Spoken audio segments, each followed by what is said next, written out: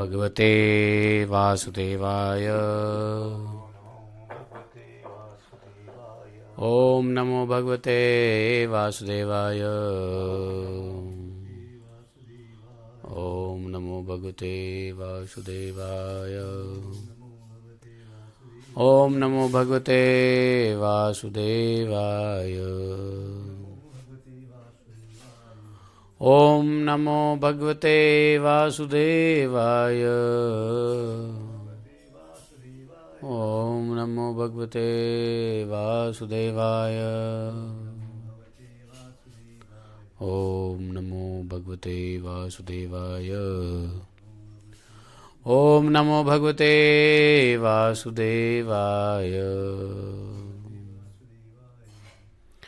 नारायणं नमस्कृत्यं नरं चैवं नरोत्तमं देवीं सरस्वतीं व्यासं ततो जयमुदीरयेत्। नष्टप्रायस्वभद्रेषु नित्यं भागवतसेवया भगवतेरुत्तम श्लोके भक्तिर्भवति नैष्ठिकी। ॐ जन्मान्तस्य त्वन्वयादितरतः चार्थे स्वभिज्ञस्वराट् तेने ब्रह्महृदयादिकवये मुह्यन्ति यत् सूर्यः तेजो वारिमृदां यथा विनिमयो यत्र तिसर्गो अमृषा धाम्ना सदा निरस्तकुहकं सत्यं परममधीमहि। धर्मः प्रोजितकैतवत्र परमो निर्मत्सराणां सदां वैद्यं मातृवस्तु शिवदं तापत्रयोन्मूलनं। श्रीमद्भागवत महामुनिकृते किं वा परमेश्वरः सद्यो हृदयदत्तकृतिभिः शुश्रूभिः तत्क्षणात् निगमकल्पतरोर्गलितं फलं सुखमुखाद्द्रवितसंयुतं पिबत भागवतं रसमालयं मुहुरहो रसिका भुवि भावुका। अहं सर्वस्य प्रभवो मत्तः सर्वं प्रवर्तते इति मत्वा भजन्ते मां बुधा भावा समन्विता मच्चित्ता मद्गतप्राणा बोधयन्तः परस्परं कथयन्तश्च मां नित्यं तुष्यन्ति च रमन्ति च। तेषां सततयुक्तानां भजतां प्रीतिपूर्वकं ददामि बुद्धियोगन्तं येन मापुयान्ति ते। तेषामेवानुकम्पार्थम् अहम् अज्ञानजं तमः नाशयात्मभावस्थो ज्ञानदीपेन भास्वता। अहमेवासमेवाग्रे नान्यत् सतसत्परं पश्चादहमति तस्य योऽवशिष्येत स्वस्म्यहम्। ते अर्थं यत् प्रतीयेत न प्रतीयेत चात्मनि तद्विद्यादात्मनो मायां यथा भासो यथा तमः। यथा महान्ति भूतानि भूतेषु चावचश्यनो प्रविष्टान्यन्यप्रविष्टानि तथा तेषु तेष्वहम्।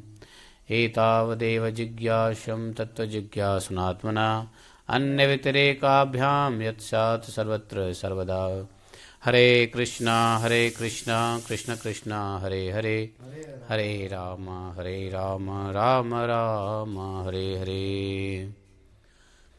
हरे कृष्णा कृष्ण कृष्ण हरे हरे हरे राम राम राम हरे हरे।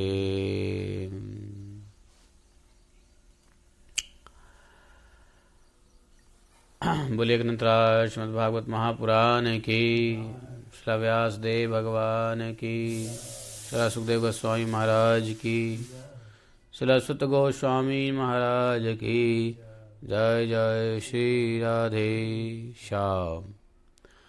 तो आज है चैत्र कृष्ण षष्ठी, विशाखा नक्षत्र, व्याघात योग, गर और वाणिज्य कड़न, सोमवार हैं। आज षष्ठी कृष्ण चैत्र में चौथे अध्याय के चौथे स्कंध के चौथे अध्याय। अच्छा, वेरी गुड। चौथे स्कंद का चौथा अध्याय का श्रवण करेंगे।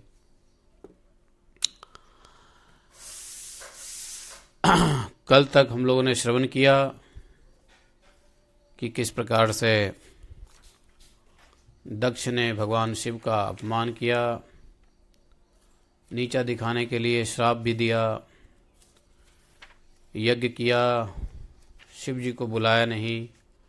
सभी देवी देवता और पत्नियों के साथ जब जाते हुए माता सती ने देखी, सती के मन में भी अपने पिता के घर जाने की उत्कंठा हुआ। शिव जी को मनाए, शिव जी ने मना किया, नहीं जाना चाहिए।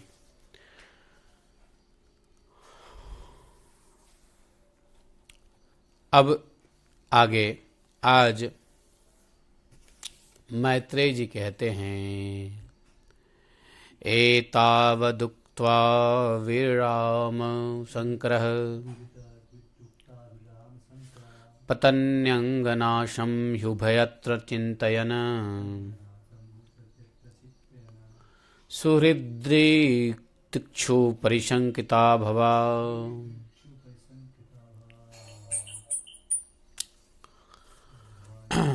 निष्क्रामति निर्विशति द्विधा शशा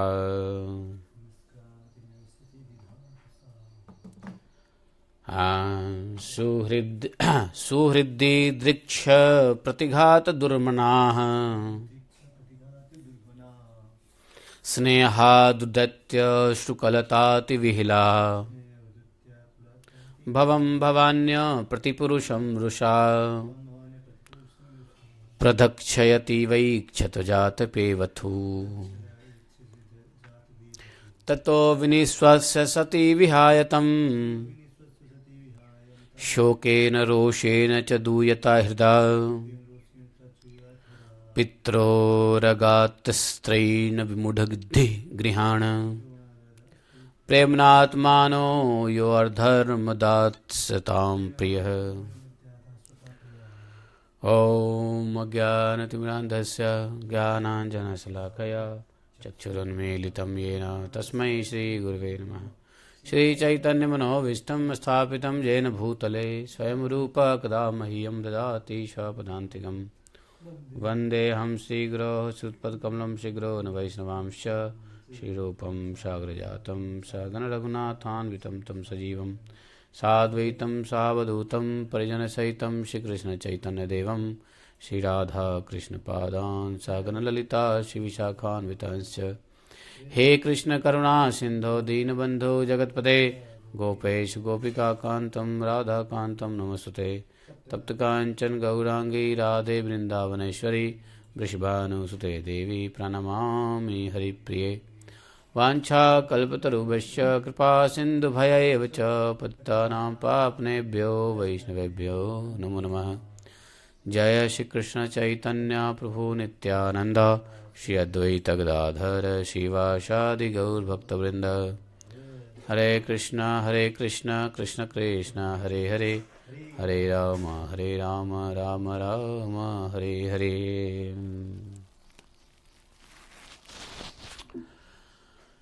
हरे कृष्णा। तो मैत्रेय जी कथा सुना रहे हैं विदुर जी को हरिद्वार में। मैत्रेय जी ने कहा, विदुर जी इस प्रकार से भगवान शंकर इतना कह करके मौन हो गए।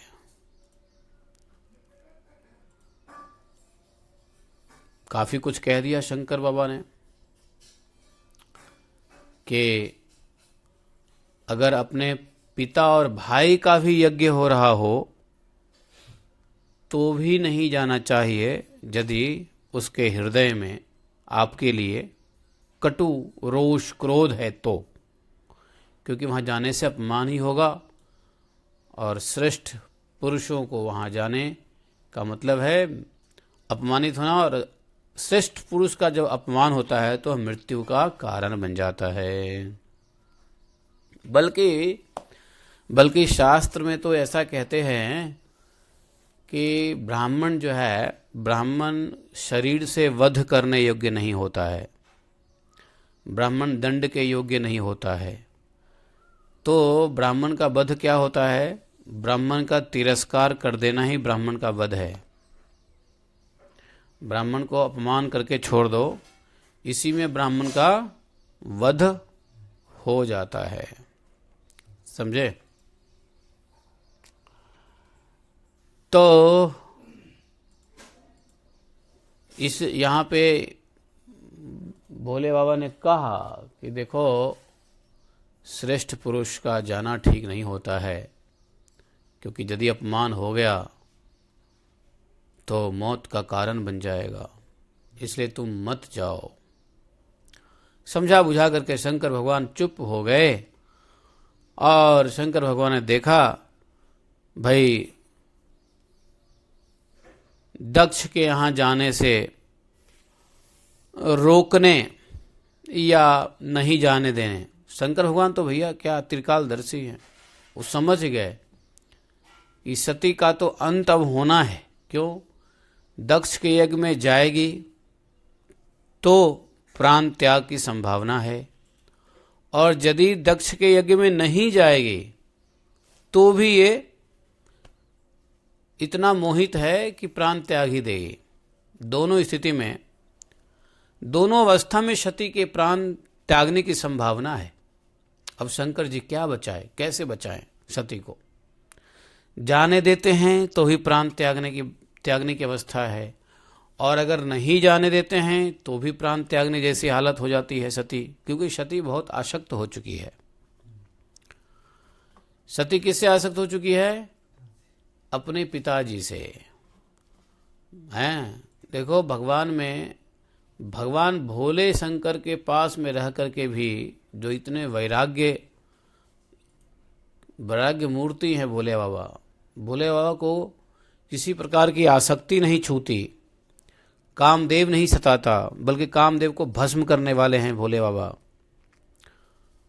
उनको संसार की कोई भी धन वस्तु, उत्तम उत्तम भोग पदार्थ कुछ नहीं उनकी आसक्ति है, लेकिन सती मैया की आसक्ति उनके पिता के अपने सगे संबंधियों से मिलने की है। और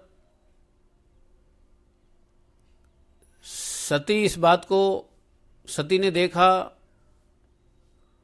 भोले बाबा ने देखा कि यदि ये नहीं जाती है, यदि मैं रोक दूंगा, नहीं जाएगी, तो इसका आसक्ति इसको नाश कर देगा। आसक्ति में क्रोधित भी हुई थी सती माता, क्योंकि कहते हैं ना, जब आसक्ति होती है और आसक्ति की पूर्ति जब नहीं होती है तो क्या होता है? आसक्ति है, लेकिन आसक्ति की पूर्ति यदि नहीं हो रही है तो क्या होगा? क्रोध होगा, और क्रोध में नाश होता है। तो शंकर भगवान ने देख लिया कि अब सती का कल्याण होने वाला नहीं है। दोनों स्थिति इसके लिए प्राण घातक है। अब क्या करें? लेकिन भगवान शंकर जी को भी यह ज्ञात होते हुए भी भगवान को आसक्ति नहीं है।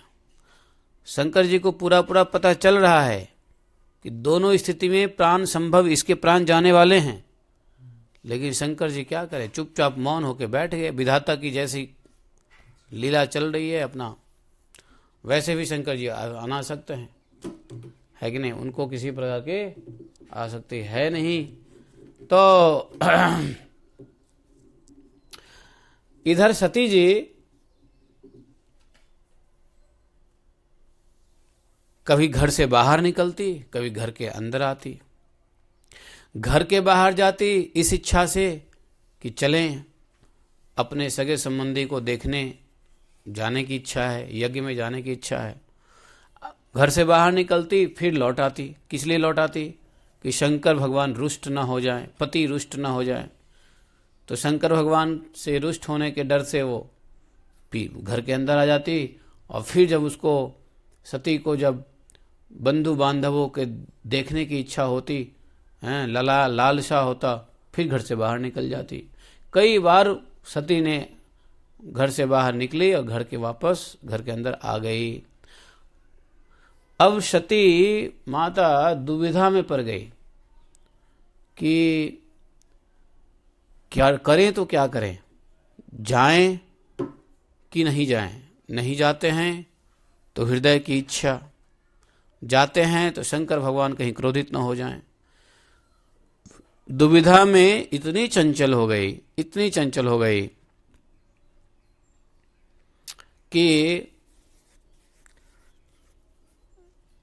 अब अपनों से मिलने की इच्छा में बाधा उत्पन्न होने लगा, बड़ी अनमनी सी हो गई, क्योंकि शंकर भगवान ने आदेश नहीं दिया, खुद भी नहीं जा रहे हैं, न जाने का आदेश दिया है। मिलने की इच्छा इतनी प्रबल है अपने भाई बंधु, अपनी बहनों से, माताओं से, और उस प्रबल इच्छा में अड़चन आ गया, बाधा आ गया, इतनी अनमनी हो गई। और मतलब अपनों से मिलने का इतना मतलब है, उनका हृदय भर आया सती का, आंखों में आंसू आ गए। भवम भवानी प्रतिपुरुषम मृषा, तो रोने लगी, व्याकुल होकर के रोने लगी, फूट फूट के रोने लगी, शरीर थर थर कांपने लगा। क्रोध भी है, स्नेह भी है, शंकर जी के प्रति क्रोध कर दी और उधर अपनों के प्रति स्नेह। क्रोध और स्नेह से भर करके, क्रोध और स्नेह से भर करके वह थर थर कांपने लगी। वे अप्रतिम पुरुष भगवान श्री कृष्ण, भगवान शंकर की ओर ऐसे क्रोध दृष्टि से देखने लगी जैसे मानो कि शंकर जी को ही भस्म कर डालेगी। बताओ, ऐसी क्रोध दृष्टि से देखने लगी जैसे भगवान शंकर को मानो भस्म कर देगी। इतना रोष, इतना क्रोध। बताओ, ऐसा कि कोई क्रोध होता है? लेकिन ये मोह माया ही ऐसी है। इसलिए देखो, ये सब जो लीलाएं हैं हम लोगों को सिखाने के लिए है। भागवतम में, भागवतम को सुनना ही अधिक नहीं है, बल्कि भागवतम से जो सीखने की वस्तु है, सीखने का ज्ञान है, उसको भी दृष्टिगोचर करते चलना चाहिए, है कि नहीं?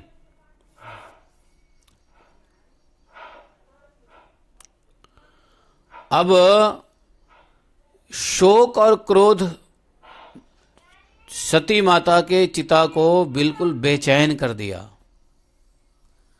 एक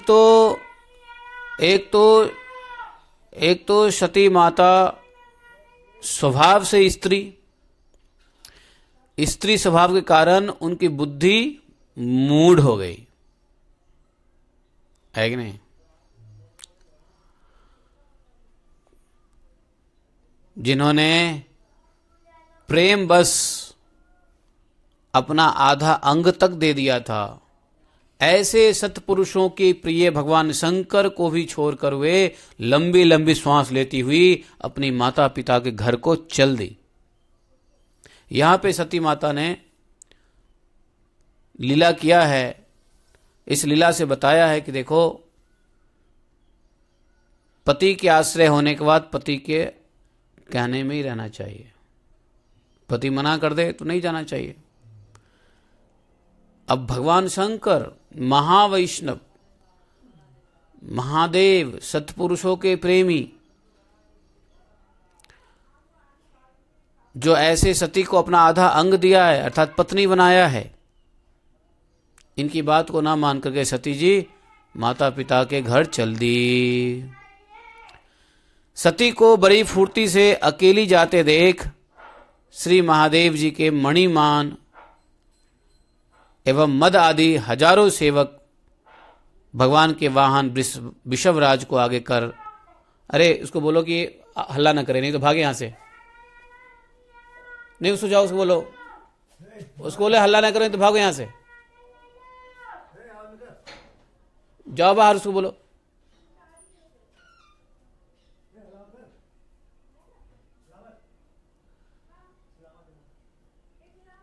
अरे क्यों यहां पे इसको हल्ला करने के लिए बिठा दिए हो?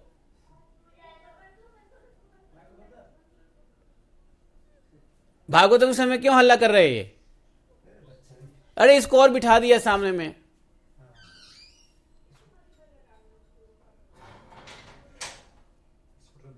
हल्ला किए जा रहे हैं, सब्जी सब्जी, यहां कितने खड़े थे इसको सुनने वाला है? भगाओ इसको वहां से जल्दी, बोल दो यहां हल्ला ना करे।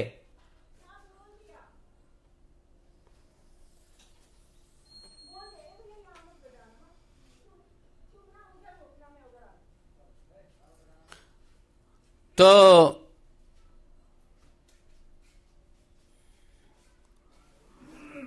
भगवान शंकर को छोड़ करके लंबी लंबी श्वास लेती हुई अपने माता पिता के घर चल दी।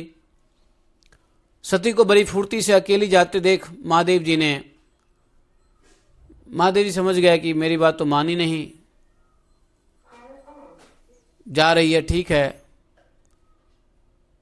अनहोनी तो होना ही था। फिर भी भगवान शंकर ने अपने सेवकों को पीछे पीछे लगा दिया।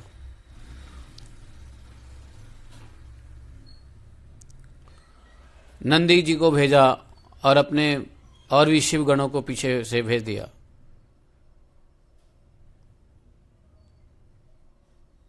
बहुत सारे शिवगण गए यक्ष को साथ लेकर के।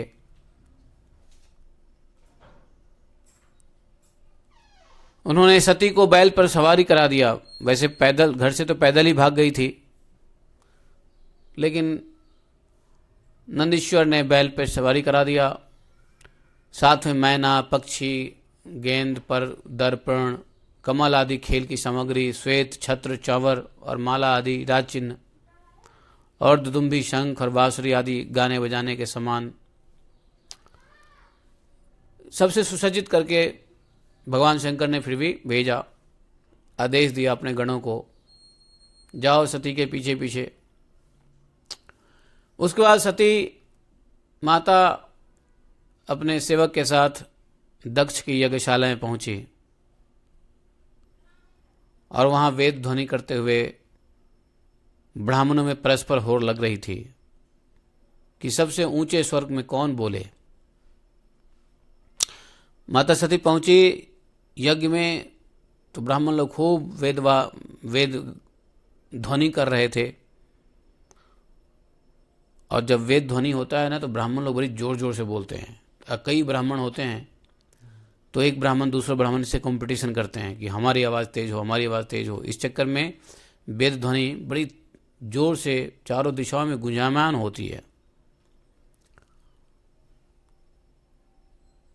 देखा, सती ने देखा, सभी चारों तरफ ब्रह्मर्षि और देवता लोग विराजमान थे।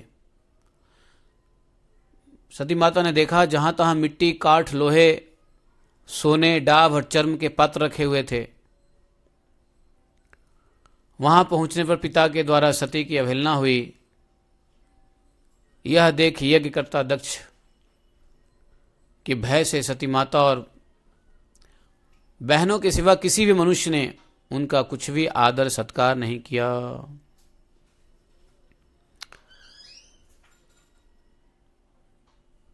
जो लोग सती को स्वागत करना चाहते थे, बुलाना चाहते थे,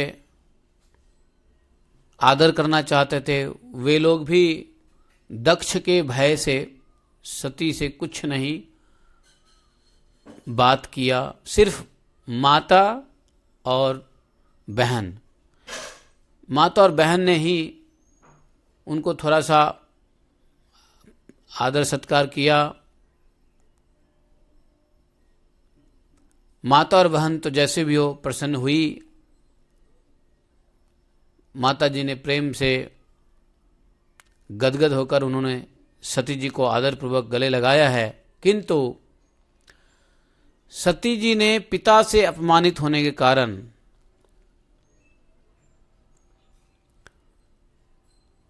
बहनों के द्वारा जो प्रेम पूर्वक वार्तालाप और माता और मौसियों के सम्मान पूर्वक दिए हुए उपहार और सुंदर आसन को स्वीकार नहीं किया। माता ने, बहन ने, मौसी ने स्वागत किया, गले मिले, आओ ठीक है, अच्छा हुआ तुम आ गए, बैठो।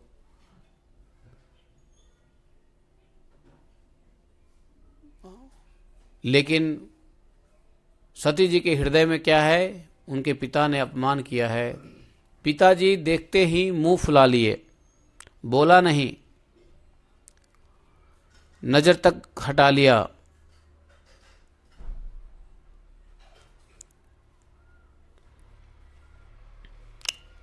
अब देवी सती, अब कैसी सती है? सर्वलोकेश्वरी। सर्वलोकेश्वरी देवी सती का यज्ञ मंडप में तो पहले ही अनादर हुआ था। उन्होंने यह भी देखा, माता सती ने यह भी देखा कि उस यज्ञ में भगवान शंकर का कोई भाग नहीं दिया गया है। सभी देवताओं के भाग तो दिए गए हैं, शंकर भगवान का भाग नहीं दिया गया। यह बात पहले से सती को पता नहीं था। भगवान शंकर ने नहीं बताया कि तुम्हारे पिता ने हमको श्राप दिया है। ये बात क्यों बताएंगे? किसी की चुगली क्यों करना? बस इतना कह दिया था सती को, तुम्हारे पिता मेरे से क्रोधित हैं, द्वेष हैं, राग वैराग्य द्वेष और रोष कर रहे हैं मेरे से, इसलिए तुमको नहीं जाना चाहिए। ये नहीं कहा था कि उन्होंने हमें देवताओं के मंडली से निकाल दिया है, हमारा भाग ही नहीं दिया है। ये बात नहीं पता था सती को। शायद शिवजी बता देते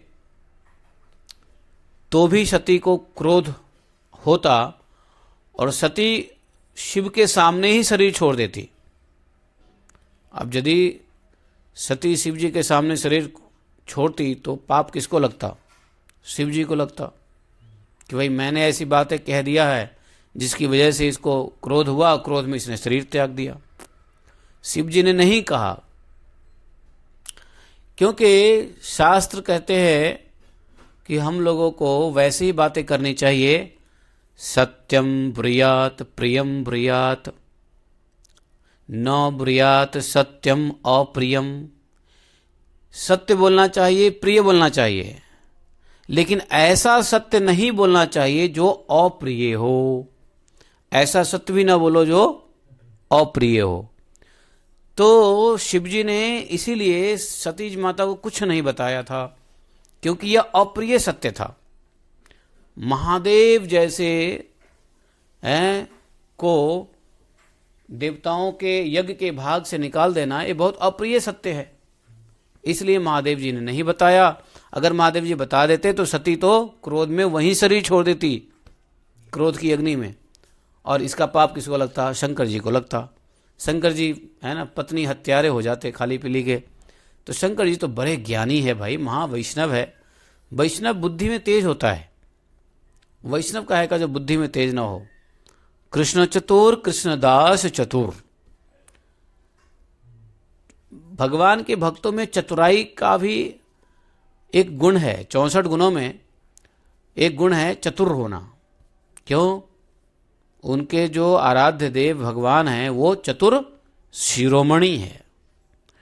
भगवान से बड़ा कोई चतुर को है दुनिया में, और उसके तुम भक्त हो तो तुमको भी चतुर होना। चतुर का मतलब ये नहीं है कि भाई अपने वाणी से किसी को ठग लेना, धोखा देना, ये नहीं। चतुर का मतलब यह है कि चतुर का मतलब है कि विषम परिस्थिति में भी अपना भागवत धर्म का रक्षा करना, इसको चतुराई कहते हैं।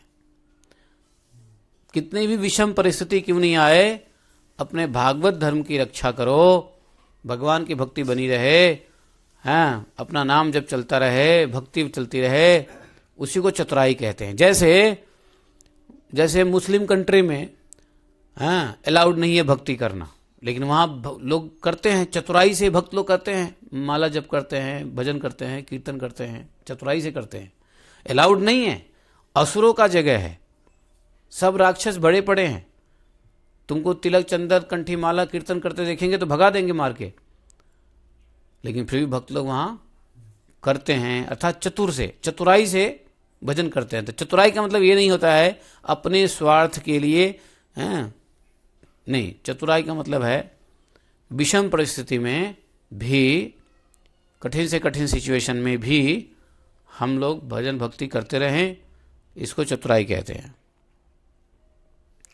पाप से बचें, भागवत धर्म का पालन होता रहे, भगवान का स्मरण होता रहे हर परिस्थिति में, इसको चतुर कहते हैं, है ना। वो चतुर नहीं, एक चतुर नार करके सिंहार, चला डोल डाल ले लिया खोल खाल वो चतुर नहीं वो तो दूसरा चतुर है, चतुर नार तो ये चतुर 64 भक्तों के 64 जो वो है, उसमें चतुराई भी एक गुण है। इसलिए अगर भक्ति करते हो भगवान की तो चतुर बनना पड़ेगा कि कैसे चतुराई से अपना भक्ति की रक्षा करो, भक्ति को बढ़ाओ, भगवान का भजन करते रहो, वो चतुराई है। शिव जी बड़े पाप से बचे, उन्होंने सती को नहीं बताया यह बात। शिव जी ने सोचा जब जाएगी यज्ञ में तो अपने आप पता चल ही जाएगा, काहे को मैं बताऊं, है ना। न बुरियात सत्यम अप्रियम, सत्य हो पर अप्रिय हो तो नहीं बोलना चाहिए, समझे। फिर क्या हुआ देखो, अब सती जी को तो आया बड़ा गुस्सा। पिता दक्ष उनका बड़ा अपमान कर रहा था, चलो उनका अपमान कर रहा था कोई बात नहीं, लेकिन शंकर जी का बड़ा अपमान देखा वहां कि यज्ञ में शंकर जी के लिए कोई भाग नहीं दिया। शंकर जी की वो बहुत क्रोधित हो गई। अभी अभी शंकर जी के ऊपर क्रोध किया था सती माता ने, अब वो क्रोध कहां चला गया, बाप पे, पति से पिता पे चला गया क्रोध, है कि नहीं। वो तो ऐसा क्रोधित हुई जैसे मान लो संपूर्ण लोक को भस्म कर देगी, और सती में ऐसी शक्ति थी कि लोकों को, सारे लोक को जला दे। अरे कौन, जगदम्बा है, वही आदि शक्ति जगदम्बा है। दक्ष को कर्म मार्ग में, अर्थात जो यज्ञ का कर्म कर रहे थे, उस कर्म के मार्ग में दक्ष को बड़ा भयंकर घमंड हो गया था। उसे शिव जी से द्वेष करते देख जब सती के साथ आए हुए भूत उसे मारने को तैयार हुए तो देवी सती ने अपने तेज से रोक दिया। सती तो क्रोधित हुई, साथ में भूतगण जो थे, शिव गण, वो दक्ष को वहीं मारने को तैयार हुए। सती ने रोक दिया और सब लोगों को सुनाकर पिता की निंदा करते हुए क्रोध से लड़खड़ाती हुई वाणी में कहा। अब देखो, सती ने यहां पे पिता की निंदा की सबके सामने, क्या यह सही है? एक बेटी के लिए पति के पिता का निंदा ठीक है? नहीं है ना। लेकिन यहां पर ठीक है। क्यों? क्योंकि सती वैष्णव के लिए, वैष्णव निंदा के लिए क्रोधित हो गई, क्योंकि उसने देखा कि हमारे जो बाप है वो महावैष्णव शिव जी का ही निंदा कर रहा है, और वैष्णव का निंदा, भगवान का निंदा, गुरु का निंदा यदि कोई भी करे तो बर्दाश्त नहीं करना चाहिए। चाहे पति करे, चाहे पिता करे, चाहे पत्नी करे, चाहे भाई करे, चाहे बाप करे, कोई बड़े से बड़े अन्नदाता क्यों ना करे। गुरु, वैष्णव और भगवान की निंदा नहीं बर्दाश्त करनी चाहिए। इसलिए यहाँ पे महावैष्णव हैं शिव जी, और उसकी निंदा उसके पति ने किया।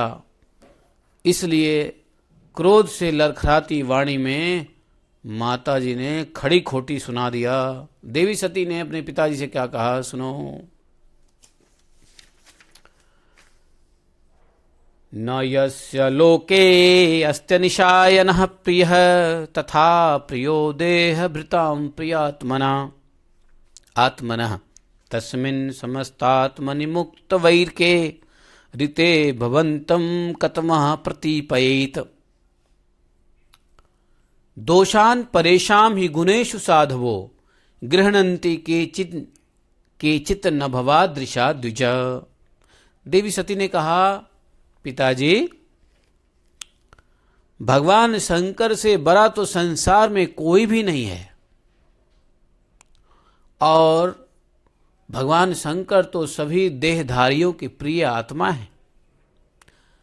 उनका तो ना तो कोई प्रिय है, न कोई अप्रिय है, न कोई दुश्मन है, न दोस्त है।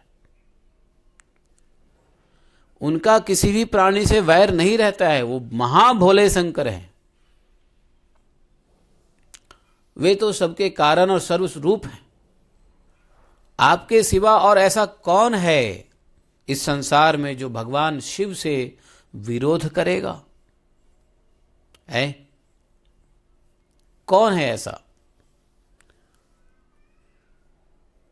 आप जैसे लोग दूसरों के गुणों में भी दोष ही देखते हैं, लेकिन जो लोग साधु पुरुष होते हैं ना, वो ऐसा नहीं करते। आप जैसे लोग ही दूसरों के गुणों में भी दोष देखते हैं। जो लोग दोष देखने की बात तो अलग रही, थोड़े से दूसरे के थोड़े से गुण को भी बड़े रूप में देखना चाहते हैं। जो साधु लोग होते हैं, दोष तो देखते ही नहीं है। यदि थोड़ा भी गुण है तो उसको बड़े गुण के रूप में देखते हैं। ये साधु का लक्षण है। समझे? सती ने क्या कहा? समझे? क्या समझे? जो साधु लोग होता है, जो भक्त होते हैं, साधु होते हैं, वो दूसरे में दोष नहीं देखते हैं। यदि थोड़ा गुण है तो उसी में बहुत गुण देखते हैं। अरे कितना महान गुण है थोड़ा गुण, बोले कितना महान गुण है। अब जैसे तुमको मृदंग बजाने आती है थोड़ा थोड़ा, लेकिन भक्त अरे क्या बढ़िया बजाते हो प्रभु जी, क्या बढ़िया बजाते हो। नहीं, तो साधु लोग क्या होता है, दोष तो देखते नहीं है, थोड़े से गुण को ही बड़ा महान बना के देखते हैं।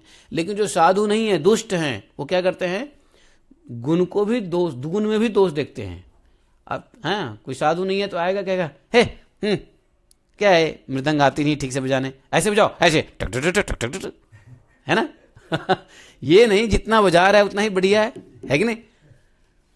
देखो दो प्रकार के लोग होते हैं ना। तो वही सती माता ने कहा कि बताओ, आपके अलावा कौन इस संसार में है जो भगवान शिव से द्रोह करता है?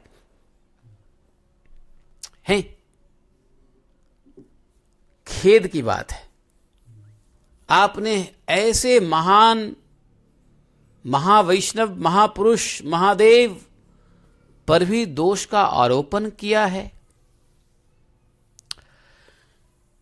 जो दुष्ट मनुष्य, सुन लो ध्यान से, सती क्या कहती है, जो दुष्ट मनुष्य इस शव रूप जड़ शरीर को ही आत्मा मानता है। ये शरीर क्या है? शव है, शव। शव रूप जड़ शरीर को ही आत्मा मानते हैं। वे यदि ईर्ष्यावश सर्वदा ही महापुरुषों की निंदा करें तो यह कोई आश्चर्य की बात नहीं है। बोले कि आप ऐसे ही दुष्ट मनुष्य हैं जो शरीर को ही आत्मा मानते हैं, और जो शरीर को आत्मा मानता है, जड़ शरीर को आत्मा मानता है, वो ईर्ष्यालु होता ही है, वो महापुरुषों का निंदा करता ही है। इसमें कोई बड़ी बात नहीं है। आप जैसे दुष्ट, अपने पिता को कह दिया, क्योंकि जो महापुरुष लोग होते हैं ऐसे दुष्ट लोगों के प्रयास पे कोई ध्यान नहीं देते हैं। दुष्ट महापुरुष को निंदा करेगा, लेकिन महापुरुष दुष्टों की निंदा को ध्यान में नहीं लाते, वो भूल जाते हैं। बल्कि महापुरुष लोग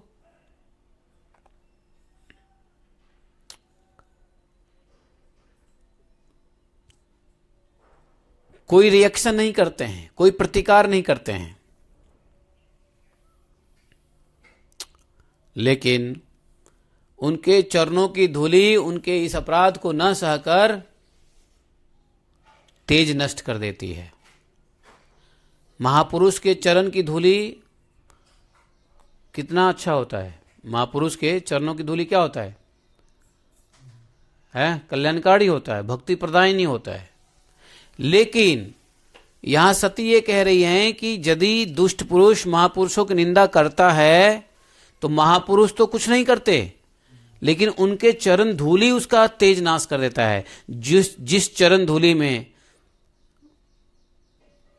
जिस महापुरुष के चरण धूलि से भक्ति प्राप्त होती है, तेज प्राप्त होता है, भगवत प्रेम प्राप्त होता है,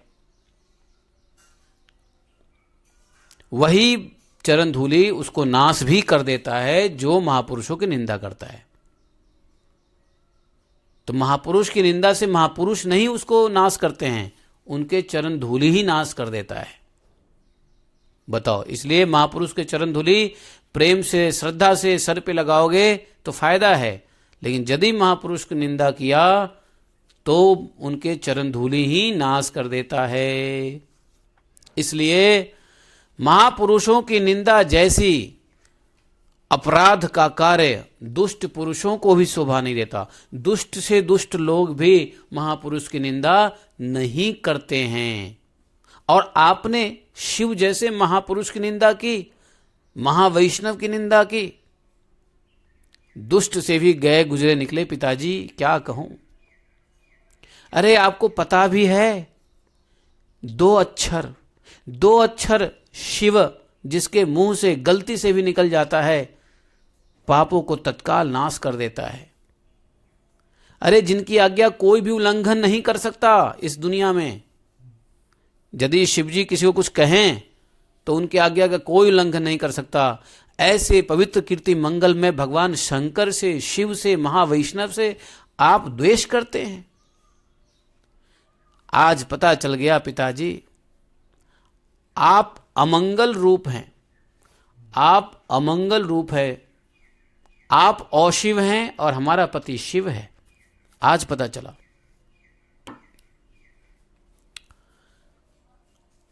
हमको इसी बात से पता चल रहा है कि भगवान शंकर कितने बड़े शिव हैं कि आपके द्वारा दिए गए श्राप और अपमान को हमें बताया तक भी नहीं।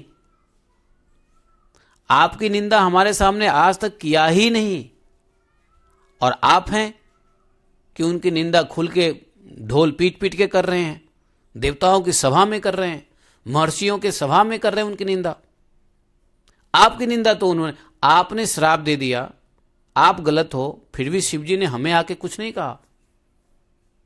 वो कितने बड़े शिव हैं, और आप पूरे महर्षि ऋषि ब्राह्मण सभाओं में उनकी अपमान किया, और आज भी अपमान आप कर रहे हो।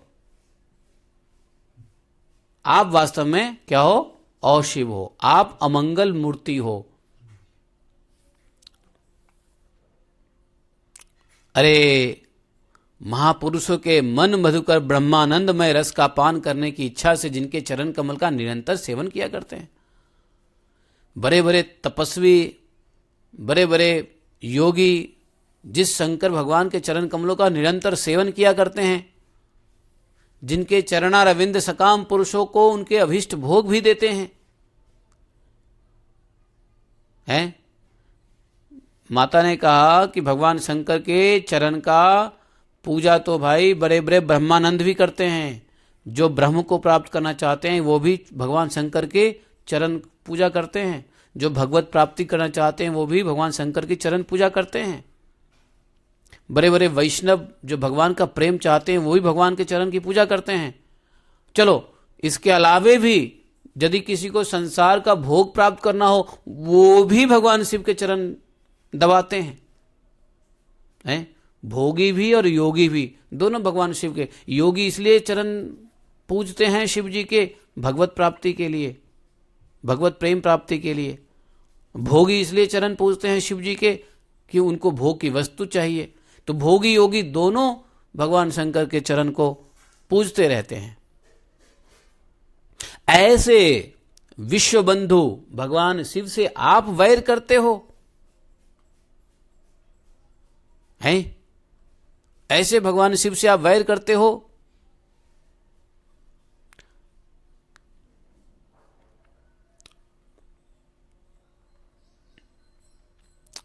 आपने, हमको पता चला है, हमको पता चला है। किसने कहा? सती जी ने कहा कि हमको पता चला है कि आपने शिव जी को नाम मात्र शिव कहा, आपने उनके शिव जी के भेष को अमंगल कहा है। अरे इस बात को आपके सिवा दूसरा कोई देवता संभवतः नहीं जानते, क्योंकि जो भगवान शिव शमशान भूमि पर नरमुंड की माला, चिता का भस्म, हड्डी पहने, जटा विखेरे, भूत पिशाचों के साथ शमशान में निवास करते हैं, उन्हीं के चरणों पर से गिरे हुए निर्माल्य को ब्रह्मा आदि देवता अपने सिर पे धारण करते हैं। आपने ये कहा था ना कि शिव जी का जो रूप है, मुंडमाला और भस्म, ये सब है, ये सब अछूत है, अमंगल है, अशिव है। आपको पता है? ऐसे ही शिव के चरण धूलि हैं, चरण पे गिरे हुए निर्माल्य को ब्रह्मा आदि देवता तक अपने सिर पे धारण करते हैं। कुछ पता है आपको? हैं? यदि निरंकुश लोग धर्म मर्यादा की रक्षा करने वाले अपने पूजनीय स्वामी की निंदा करें तो अपने में उसे दंड देने की शक्ति न होने पर कान बंद करके वहां से चला जाए, और यदि शक्ति हो तो बलपूर्वक पकड़कर उसका जीवा काट ले। माता जी ने कहा है कि यदि निरंकुश लोग, अर्थात जो लोग शासन में नहीं है, धर्म के शासन में नहीं है, निरंकुश है, और धर्म मर्यादा की रक्षा करने वाले पूजनीय स्वामी की, सन्यासी की, भक्तों की, वैष्णवों की यदि निंदा करे तो यदि अपने में शक्ति हो तो उसको दंड देना चाहिए, और यदि शक्ति न हो तो वहां से चुपचाप कान बंद करके चले जाना चाहिए। समझे? इस पाप को रोकने के लिए स्वयं अपने प्राण तक दे दे, यही धर्म है। बोला कि पूजनीय महापुरुषों की निंदा को रोकने के लिए यदि प्राण भी त्यागना पड़े तो यही धर्म है। आप नीलकंठ भगवान की निंदा करने वाले हैं, और मैं आपकी पुत्री हूं, अर्थात मैं आपके शरीर से उत्पन्न हुई, मैं आपके शरीर का अंश हूं। मुझे अपने आपका दिया हुआ इस शरीर से घृणा हो रही है पिताजी। अब मैं इस शरीर को नहीं रख सकती, क्योंकि यह शरीर आपसे उत्पन्न हुआ है। आप जैसे महावैष्णव हैं, अपराधी महावैष्णव हैं, निंदक की पुत्री मैं नहीं कहलाना चाहती हूं। मैं इस शरीर को अब नहीं रख सकती हूं। बोले सती बोली कि यदि भूल से कोई निंदित वस्तु खा ली जाए तो क्या करना चाहिए? उल्टी कर देनी चाहिए। यदि भूल से निंदक वस्तु खा ली जाए, गलती से मान लो लहसुन प्याज चला गया जो नहीं खाना चाहिए, तो उल्टी कर देना चाहिए, बमन करके निकाल देना चाहिए। इसी से मनुष्य की शुद्धि बताई गई है। जो महामुनि निरंतर अपने स्वरूप में ही रमन करते हैं, उनकी बुद्धि हमेशा वेद के क्या करे ना करे ऐसे ही वाक्यों के अनुसरण नहीं करते। भाई यहां पे सती ने एक बात कहा, सुनो ध्यान से। सती माता ने कहा कि जो भक्त भगवान के निरंतर भगवान के स्वरूप में ही रमन करते हैं, मान लो कोई हमेशा भगवान के ध्यान में लगा हुआ है, उसके लिए यह कोई आवश्यक नहीं है वेद का विधि निषेध पालन करना। ये करना चाहिए, वो करना, कोई नियम नहीं है उसके लिए, कोई अनुसरण करने की जरूरत नहीं है। क्योंकि शिव जी क्या थे, भगवान पे ध्यान करते रहते हैं शिव जी। तो जो व्यक्ति भगवान पे ध्यान करने में लगा हुआ है, भगवान में जिसका मन लगा हुआ है, यदि वह उठ के नहीं आपको प्रणाम किया, उठ के नहीं आपका स्वागत किया, आपसे बात नहीं किया, तो इसमें क्या प्रॉब्लम है? इसमें कोई प्रॉब्लम नहीं है, क्योंकि ऐसे व्यक्ति के ऊपर कोई लागू नहीं होता। जैसे बताया था कल ना, परीक्षित जी गए उस ऋषि के पास, क्या नाम था, श्रृंगी, ऋषि श्रृंगी हैं, श्रृंगी तो उनके बेटे का नाम था, उनका नाम क्या था हैं, उनका नाम क्या था, शमीक ऋषि। हाँ, शमीक ऋषि ध्यान में बैठे थे। तो अगर वो ध्यान में बैठे थे तो उन्होंने राजा को नहीं पूछा, नहीं सम्मान दिया, तो ये तो वेद विधि निषेध है। ये तो धर्म, वैदिक धर्म है कि हाँ ठीक है, राजा आया तो सत्कार करो। लेकिन उससे भी ऊपर है भागवत धर्म। यदि कोई भगवान की सेवा में लगा हुआ है, भगवान की पूजा में लगा हुआ है, और यदि वह भगवान की सेवा पूजा कर रहा है, ध्यान में लगा हुआ है, और अपने पिता को देख करके प्रणाम नहीं किया, तो पिता को क्रोधित होने की आवश्यकता नहीं है। ऐसा वही पिता क्रोधित होगा, वही गुरु क्रोधित होगा जिसको भागवत ज्ञान नहीं होगा। जो स्टूडेंट ऑफ भागवत नहीं होगा, भागवत विद्यार्थी नहीं होगा, उसको ज्ञान ही नहीं होगा। स्टूडेंट ऑफ भागवत नहीं रहोगे तो कोई ज्ञान नहीं होगा। इस बात को नोट कर लो। भागवत की विद्यार्थी होने पे ही ज्ञान हो सकता है वास्तव में।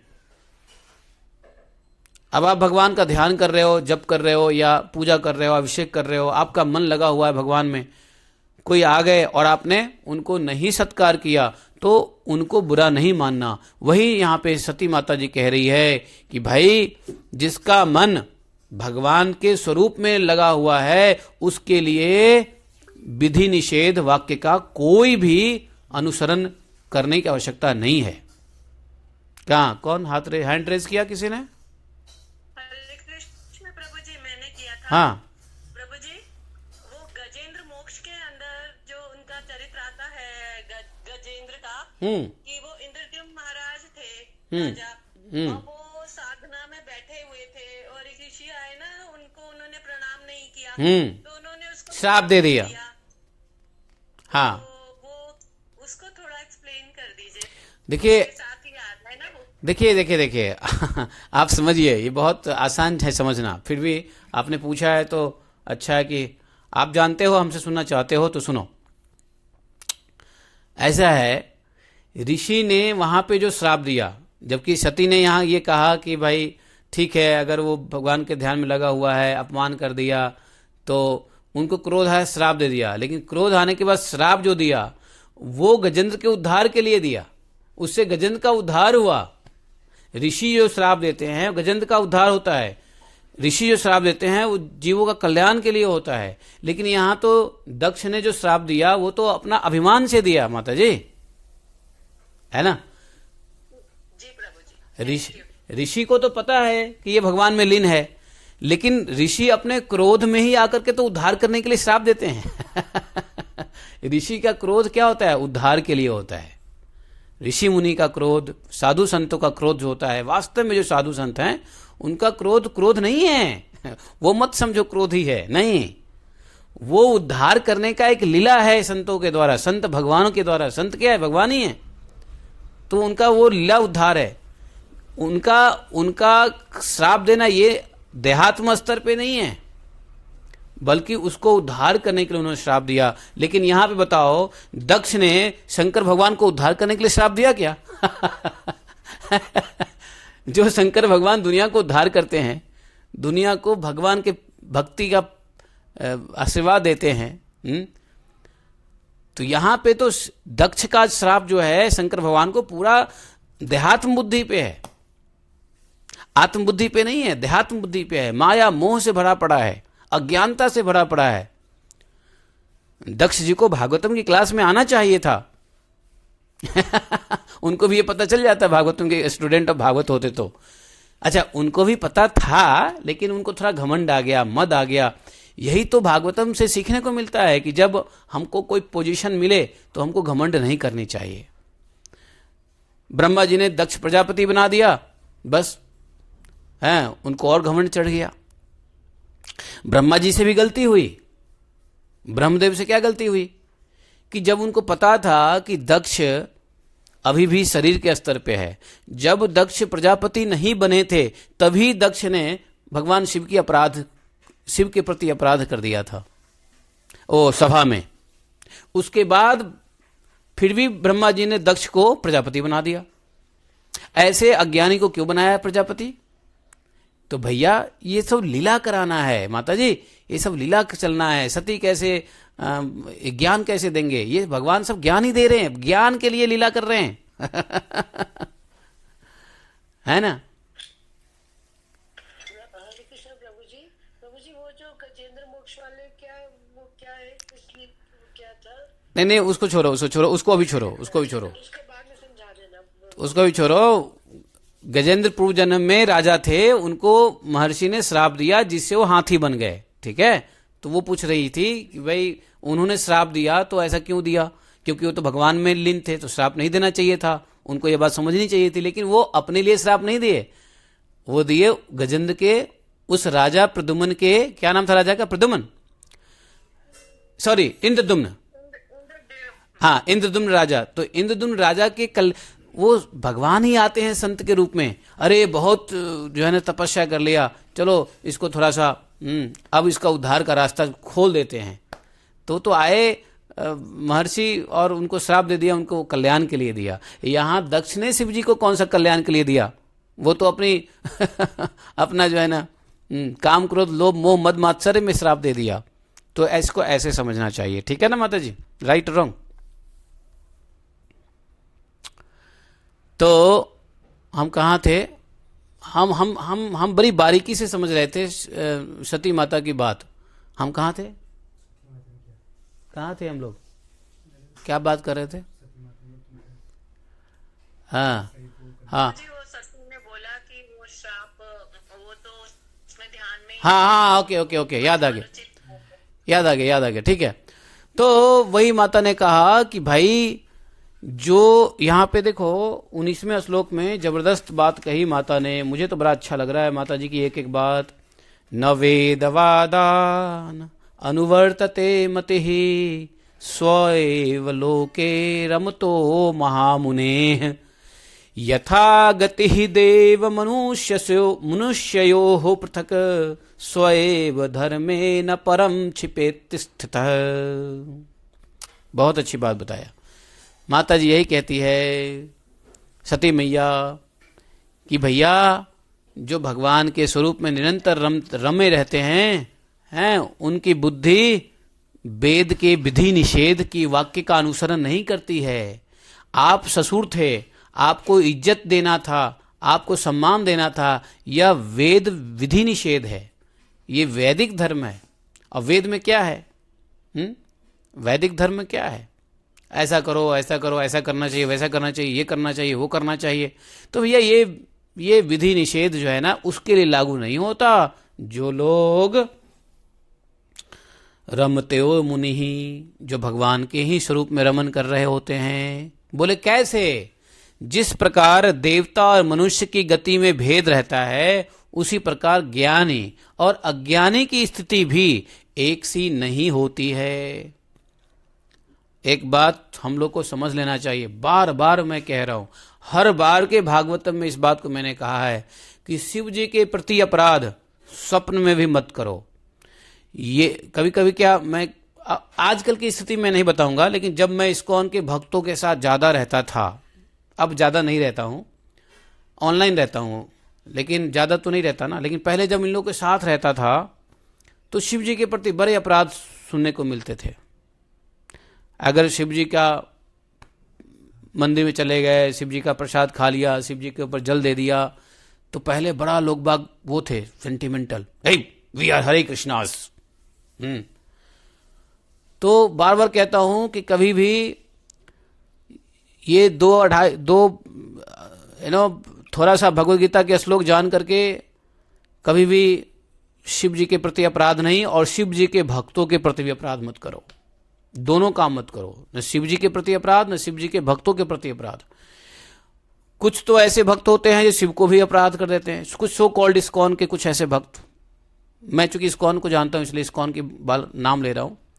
इस्कॉन के कुछ ऐसे फैनेटिक भक्त होते हैं जो ज्ञान तो होता नहीं है, अधिक श्रवण है नहीं भागवतम का, शुद्ध नाम जब भी नहीं है, नामाभास चलता रहता है, और वो शिव के प्रति अपराध कर देंगे। अच्छा, शिव जी के प्रति अपराध नहीं कर देंगे तो कुछ भक्त शिव जी के भक्त के प्रति अपराध कर देंगे।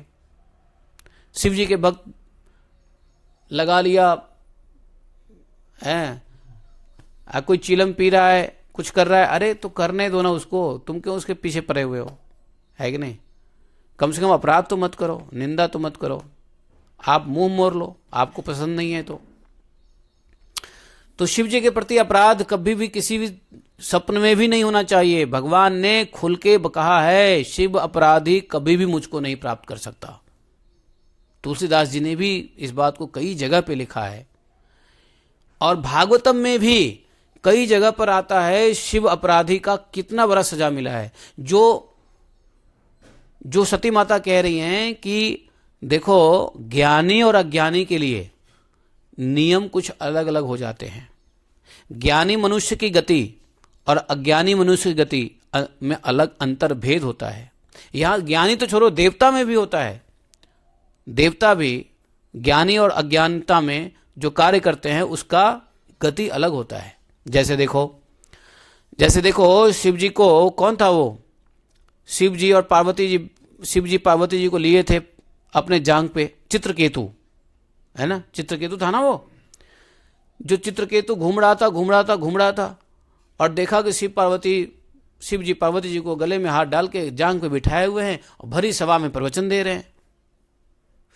ऋषि मुनियों की सभा है, वहां पे महर्षि देवर्षि भी बैठे हैं और शिव जी बाएं जंघे पे पार्वती जी को बिठाए हुए हैं और बाएं हाथ से उनके गले पे हाथ रखे हुए हैं और प्रवचन कर रहे हैं। अब ये बात देख करके क्या हुआ, चित्रकेतु को डाइजेस्ट नहीं हुआ, वो शिव जी के प्रभाव को नहीं जाना और क्या कर दिया, हंस दिया, ही। देखो जगत के गुरु बनते हैं, भरी सभा में पत्नी को जांग पे बिठाए हुए हैं, अरे ये तो साधारण मनुष्य भी ऐसा नहीं करता है।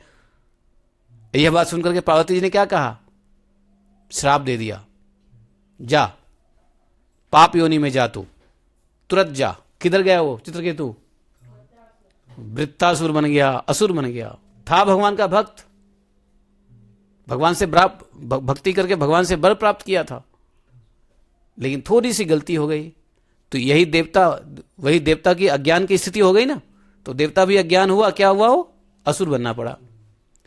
तो यही सती माता कह रही है कि ज्ञान मनुष्य हो या देवता, उनके गति में भेद हो जाता है, क्योंकि उसी प्रकार का ज्ञान और अज्ञान की स्थिति भी एक जैसी नहीं होती है। इसलिए मनुष्य के चाहिए कि वह अपने ही धर्म मार्ग में स्थित होते हुए भी दूसरे मार्ग की निंदा ना करे। वाह, सती मैया की जय। सती माता ने क्या कह दिया, यदि आप अपने धर्म मार्ग में हो, दूसरे की निंदा मत करो, चाहे वो किसी मार्ग में जा रहा हो। जब तक आपसे श्रद्धा पूर्वक आपकी मार्ग के बारे में सुनना नहीं चाहता है, आप मत सुनाओ, डिस्टर्ब मत करो। और भगवान ने भी गीता में यही कहा है। क्या कहा है गीता में, कौन सा श्लोक है? भगवान ने कहा पर धर्म भयावह, है ना, कहा है ना, गीता को हमेशा हाथ में रखो। कौन से श्लोक में कहा है पर धर्म भयावह? भगवान कृष्ण ने कौन से चैप्टर है, कौन सा श्लोक है?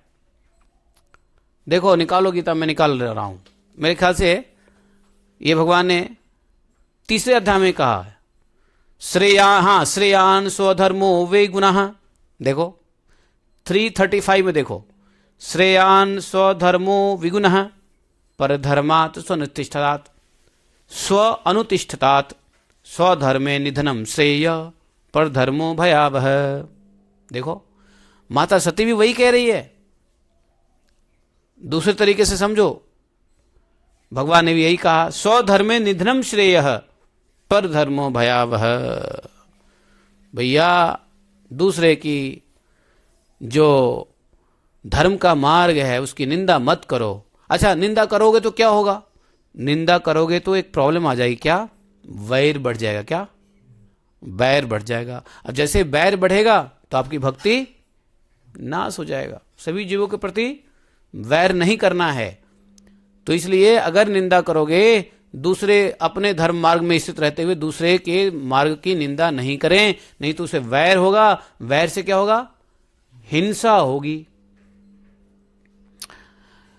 अच्छा, ऐसा नहीं है कि भगवान ने गीता में एक ही जगह कह दिया हो, एक जगह और कहा है भगवान ने भगवत गीता में। क्या कहा है? 18वें। इस बात को 3रे अध्याय में भी भगवान ने कहा है, कर्मयोग में भी कहा है और ज्ञान योग में भी कहा है। ज्ञान योग कहाँ है? गीता का कौन सा अध्याय ज्ञान योग है?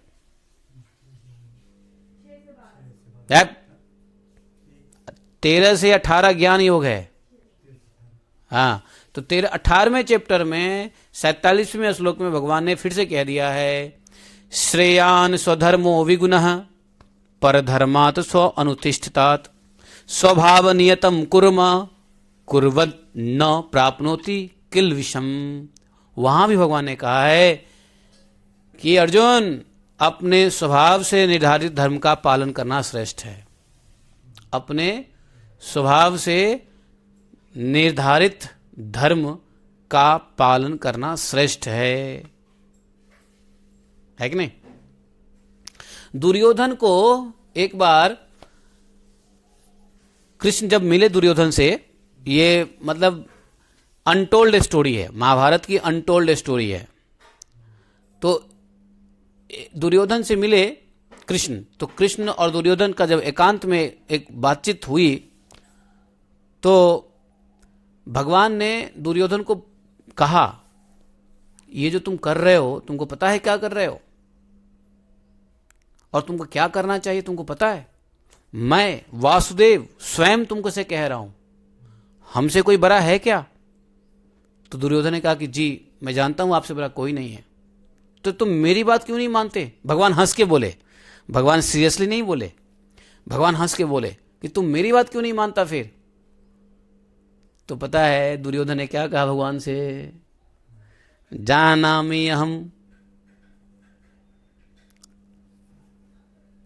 किम धर्मः तत् न प्रवृत्ति में, जानामि अधर्मम अहम तत् न निवृत्ति में। मैं जानता हूं धर्म क्या है, लेकिन मेरी उसमें प्रवृत्ति नहीं है, और मैं जानता हूं अधर्म भी क्या है, उससे मेरी निवृत्ति नहीं है। क्योंकि हे केशव, ये सब आपके ही तो इशारे से हो रहा है, आप ही तो चाह रहे हो ये। और दुर्योधन ने और भगवान को कह दिया था कि मैं जानता हूं धर्म क्या, धर्म क्या है, आपने मेरी वैसी प्रवृत्ति दिया ही नहीं है धर्म में, और आपने मेरी अधर्म से निवृत्ति किया ही नहीं है, ये तो सब आपका क्या कराया है। भगवान समझ गए, अरे चुपचाप निकल लो यहां से। दुर्योधन, नहीं तो दुर्योधन पोल पट्टी खोल देगा सबको। और भगवान की पोल पट्टी क्या खोलोगे? सबको पता है, गांधारी को पता नहीं था कि सब कृष्ण करा रहा है। जब तो कृष्ण भगवान को बोले, कृष्ण, श्री कृष्ण तुम चाहते तो महाभारत रोक सकते थे। सारा ठिकरा भगवान पे फोड़ दिया कि तुम चाहते तो महाभारत रोक सकता था, और तुम्हारी इच्छा से हुई है, तुम्हारी इच्छा नहीं होती तो नहीं होती, इसलिए तुम ही हमारे 100 पुत्रों के मृत्यु का कारण हो। जाओ, मैं भी तुम्हें श्राप देता हूं, तुम्हारा भी यदुकुल नाश हो जाए। भगवान ने कहा, अच्छा मैया गांधारी, ये तो अच्छा श्राप दिया, मैं चाहता ही था नाश होना। भगवान एक लीला से कितने कार्य को संपादित कर देते हैं? भगवान तो चाहते ही थे कि भाई अंत में यदुवंशियों को ले जाना ही है। तो ये भगवान पहले से चाहते थे। वो भक्त गांधारी से क्या किया? श्राप दिलवा दिया। गांधारी कौन थी? भगवान की भक्त थी। सती जितने होते हैं सब भगवान के भक्त होते हैं। सती व्रत का धर्म पालन ही भगवत प्राप्ति है स्त्रियों के लिए। तो गांधारी सती थी, और सती जो होती हैं वो भगवान की भक्त होती हैं। हाँ, तो भगवान ने अपने भक्त गांधारी के मुंह से श्राप दिलवा दिया, है कि नहीं? भगवान को मौका मिल गया। इसी श्राप के बहाने भगवान ने सभी यदुवंशियों का नाश करा दिया। वैसे नाश कराते तो बड़ा अपराध भी लग सकता था, सांसारिक अपराध लगता, अपनों का मरवा दिया, अपनों को मार दिया। भगवान बड़े चतुर हैं भाई, चतुरानंद हैं, चतुर शिरोमणि है। है कि नहीं?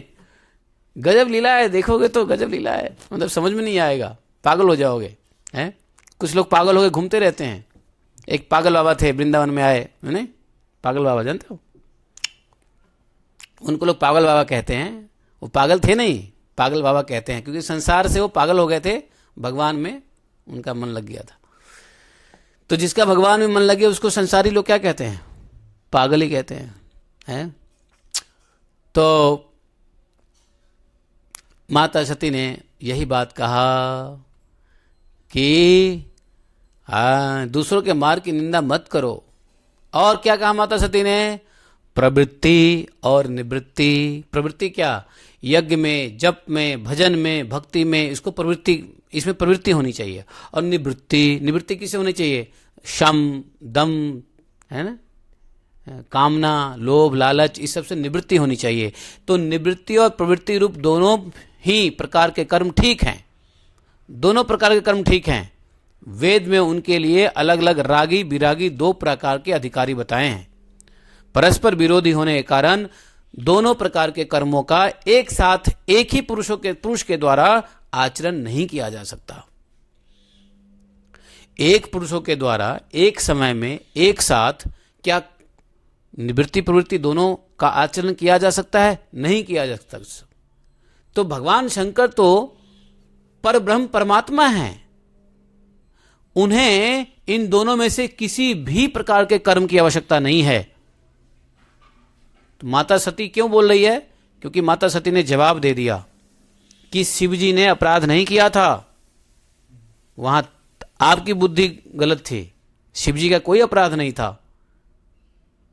तो यहां पे माता ने, सती ने एक्सप्लेन कर दिया कि शिव जी ने कोई अपराध नहीं किया, सारी गलती आपकी है, आप ही बेवकूफ हो, आप ही मंदबुद्धि हो, आप ही अहंकारी हो, आप ही अनात्म बुद्धि में हो, शिव जी तो ठीक है। तो सती जी ने शिव जी के बारे में इतना कुछ बताया कि वास्तव में वो तो परमात्मा है शिव जी, उनके लिए क्या कर्म नहीं करना, क्या कर्म करना, क्या फर्क पड़ा, क्या निवृत्ति क्या प्रवृत्ति, वो तो निवृत्ति प्रवृत्ति दोनों से ऊपर है।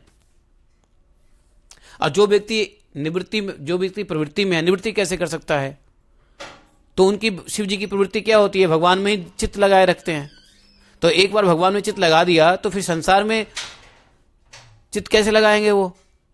तो तुम दामाद हो तो तुम्हारे को कैसे वो पूजा करेंगे, तुम्हारे को कैसे पूछेंगे? वो तो भगवान में लगे हुए हैं। तो दोनों तरीके से माता ने बता दिया कि यदि तुम मानते हो कि शिव जी नहीं है, मान लो परमात्मा, तो भी एक व्यक्ति निवृत्ति प्रवृत्ति दोनों एक जगह नहीं कर सकता काम।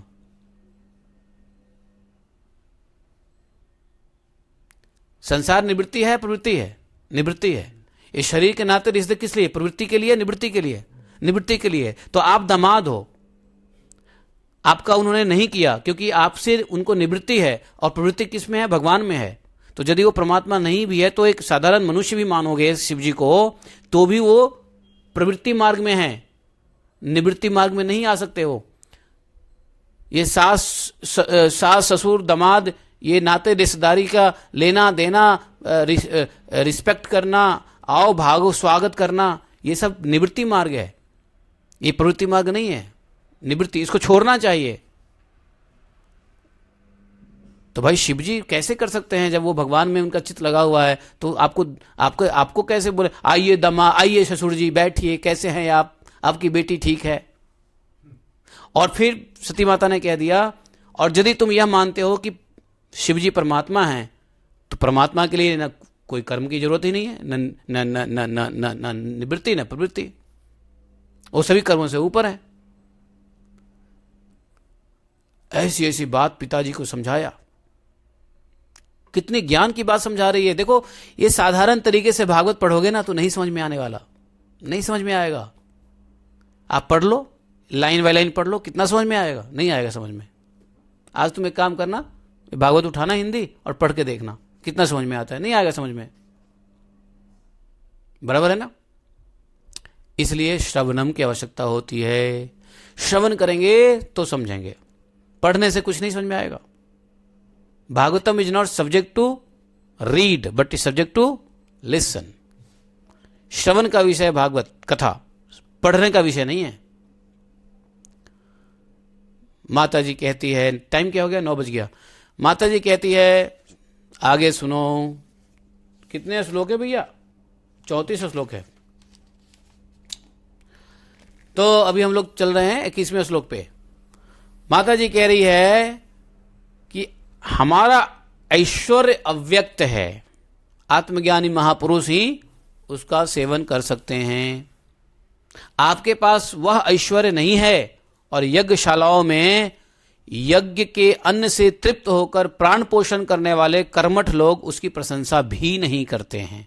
आप भगवान शंकर का अपराध करने वाले हैं, इसलिए आपके शरीर से उत्पन्न इस निंदनीय देह को रखकर मुझे क्या करना है? मुझे आपकी बेटी नहीं कहलाना, आपका दिया हुआ शरीर मुझे नहीं रखना। आप जैसे दुर्जन से संबंध होने के कारण मुझे लज्जा आती है, मुझे शर्म आती है कि आप जैसे दुर्जन के साथ। देखो, भगवान के लिए भक्त गुरु त्याग देता है, भगवान के लिए भक्त मां को त्याग देता है, भगवान के लिए भक्त बाप को त्याग देता है। भगवान के लिए मां को किसने त्यागा? भरत जी ने। भगवान के लिए मां को किसने त्यागा? और पिताजी को किसने त्यागा? सती जी ने। सती जी का एग्जाम्पल है कि पिताजी को त्याग दिया, पिता का दिया और शरीर त्याग दिया, पिता ही त्याग दिया। नहीं, इसको पिता का त्यागना कहेंगे ना। तो बोले कि मुझे लज्जा आती है, मुझे घृणा आती है कि मैं आपकी संबंधी हूं, मैं आपकी बेटी हूं। जो महापुरुषों का अपराध करता है और उससे होने वाले जन्म को भी धिक्कार है। अपराधी पुरुष का पुत्र पुत्री कहलाना तो धिक्कार है। जिस समय भगवान शिव आपके साथ मेरा संबंध दिखलाते हो, मुझे हंसी से दाक्षायणी, दक्ष कुमारी के नाम से पुकारेंगे, उस समय हंसी को भूलकर मुझे बड़ी लज्जा आएगी, खेद होगा। आप जैसे पापी का नाम लेकर मुझे दक्षायणी कहेंगे शिव जी हमको, क्योंकि दक्ष की पुत्री क्या है? दाक्षायणी। जब शिव हमको कहेंगे, ए दाक्षायणी इधर आओ, तो हमको कितना ग्लानि होगा कि हम आप जैसे बेवकूफ पापी अपराधी की पुत्री कहलाएंगे। मुझे लज्जा और खेद होगा। इसलिए मैं उसके पहले ही अपना अंग से उत्पन्न इस शब तुल्य शरीर को त्याग दूंगी। अरे रे राम राम राम राम। इतना कुछ ज्ञान दे करके जो है माता सती, मैत्रेय जी बोले, विदुर जी, उस यज्ञ मंडप में दक्ष के इस प्रकार कह करके देवी सती मौन होकर उत्तर दिशा में भूमि पर बैठ गई। आचमन किया, ओम केशवाय नमः, ओम माधवाय नमः, ओम गोविंदाय नमः, ओम ऋषिकेशाय नमः। आचमन किया है, पीला वस्त्र ओढ़ लिया है माता जी ने। आंख मूंद करके शरीर छोड़ने के लिए योग मार्ग में स्थित हो गई। उन्होंने आसन को स्थिर किया, प्राणायाम के द्वारा प्राण अपान वायु को एक रूप किया नाभि चक्र में, और उदान वायु को रभी नाभि चक्र में ले आई। धीरे धीरे बुद्धि के साथ हृदय में स्थापित किया, अपान प्राण और फिर उदान, और उसके बाद हृदय से स्थित वायु को कंठ मार्ग में लाके भ्रिकुटी में ले आई, भ्रिकुटी आज्ञा चक्र में। और इस प्रकार से जिस शरीर को महापुरुषों के ही पूजनीय भगवान शंकर ने कई बार, बताओ, जिस शरीर को, सती जी के शरीर को महापुरुष शंकर जी भी कई बार आदर से अपने गोद में बिठाया था, ऐसे शरीर को दक्ष पर कुपित होकर के माता ने उस शरीर को त्यागने की इच्छा से सती ने अपने पूरे अंगों में अग्नि का धारणा किया और अपने पति जगत गुरु भगवान शंकर के चरण कमल का ध्यान करते हुए माता सती ने सब कुछ भूल करके सिर्फ भगवान शंकर के चरणों में ध्यान करके भगवान शंकर के चरणों के अतिरिक्त कुछ ना दिखाई दिया, और इस प्रकार से वे योग अग्नि से माता के शरीर को जला दिया। माता सती ने, मैं दक्ष कन्या हूं, मैं दक्ष प्रजापति का पुत्री हूं, अपने शरीर के सारे अभिमान को जला दिया, मुक्त कर दिया और जब अभिमान, शरीर को अभिमान से मुक्त किया, उसके बाद तुरंत शरीर जो है योग अग्नि से उठ के जल उठा।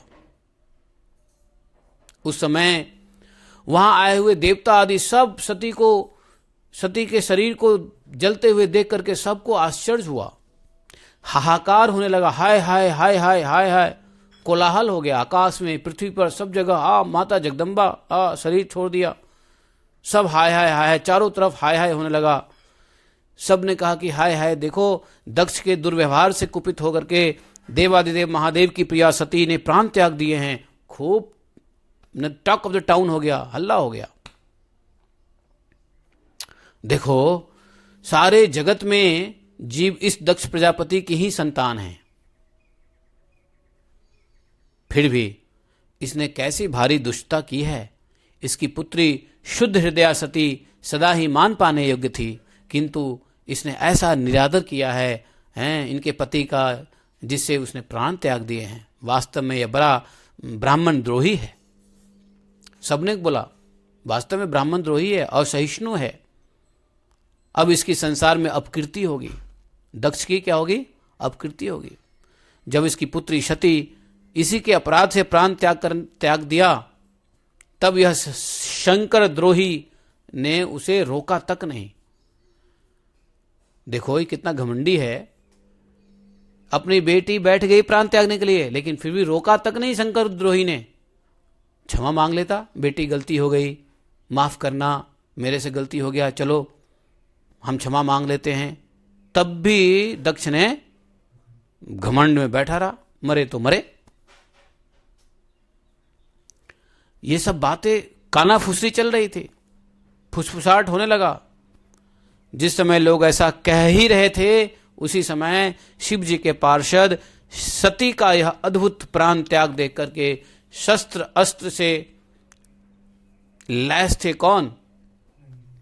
ये नंदी लोग, शिवगण दक्ष को मारने के लिए उठ खड़े हुए। अरे दक्ष को मारने के लिए तो पहले ही लोग उतावले हो रहे थे, सती ने रोक दिया था। देखते ही शिव जी का भाग नहीं है तो सब पहले ही तैयार हो गए थे, इसको मारूंगा मैं। वो तो सती माता ने रोक दिया था।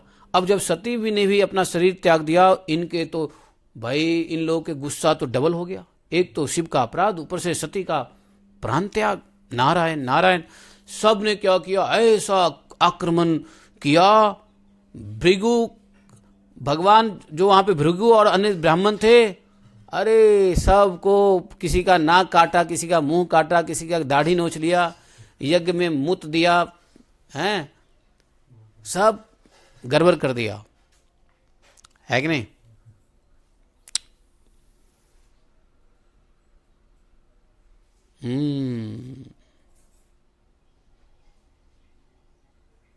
यज्ञ यहां विध्वंस हो गया। बड़े बड़े ब्राह्मण थे, ऋभु, अपहतम, रक्षा, अर्घ्यु, भृगु, पता नहीं कौन कौन से हैं, बड़े तेज संपन्न देवताओं ने जलती हुई लकड़ियों से बड़ी लड़ाई हो गई। इधर से ब्राह्मण देवता भी और उधर से उनके शिवगण भी खूब लड़ने लगे, और यज्ञ क्या हो गया? स्वाहा है कि नहीं? लड़ाई झगड़ा चालू हो गया। तो कुल मिला के सती माता ने देह त्याग दिया।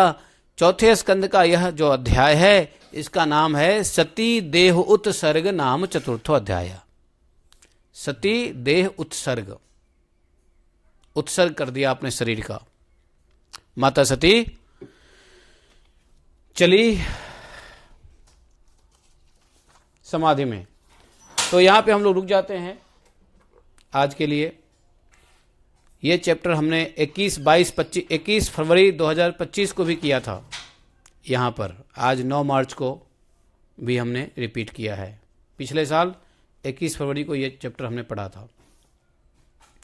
पिछले साल की भी रिकॉर्डिंग है। तो बोलिए ग्रंथराज श्रीमद्भागवतम की जय। तो देखा, मैं बताया ना आपको कि बड़े ये जो शिव सती का जो चरित्र है, बहुत कुछ सीखने को मिलता है इससे, है कि नहीं? लेकिन हम सीखते कहाँ हैं? तो सीख ले तो समझ में आ जाए। शिवद्रोही बिल्कुल नहीं होना चाहिए, है कि नहीं? एकम शास्त्रम देव की पुत्र गीतम एको देवो देव की पुत्र एव एकम मंत्रस्य तस्य नामानि यानि कर्मापि तस्य देवस्य सेवाः त्वमेव माता च पिता त्वमेव बन्धुश्च सखा त्वमेव विद्या द्रविणं त्वमेव मम सर्वदेव देवः कृष्णाय वासुदेवाय हरे परमात्मने प्रणतक्लेशनाशाय गोविन्दाय नमो नमः। हे कृष्ण करुणा सिंधो दीनबन्धो जगत्पते गोपेश गोपिकान्तं राधाकान्तं नमोस्तुते तप्त कांचन गौरांगी राधे वृंदावनेश्वरी वृषभानुसुते देवी प्रणमामि हरिप्रिये वाञ्छा कल्पतरुभ्यश्च कृपा सिन्धुभैव च पतितानां पावनेभ्यो वैष्णवेभ्यो नमो नमः। जय श्री कृष्ण चैतन्य प्रभु नित्यानंद श्री अद्वैत गदाधर श्रीवासादि गौर भक्तवृंद। हरे कृष्ण कृष्ण कृष्ण हरे हरे हरे राम राम राम हरे हरे। जय श्री राधे।